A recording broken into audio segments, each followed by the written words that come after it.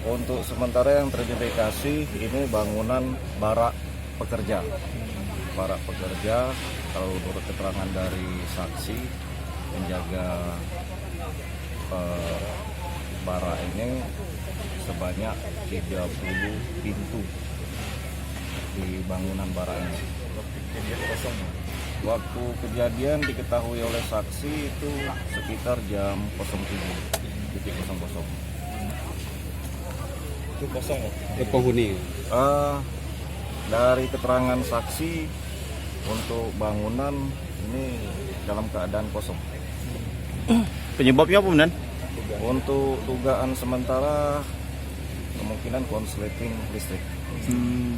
Karena listrik masih terpasang di sini bangunan. Pas datang ke sini sudah padam, Madam? Jadi waktu saksi pertama yang datang ke sini, penjaga, itu api masih berkobar.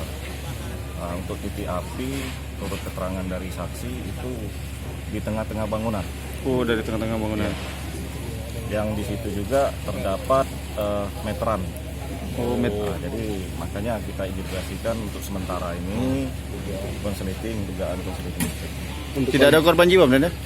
Alhamdulillah tidak ada, karena bangunan dalam keadaan kosong.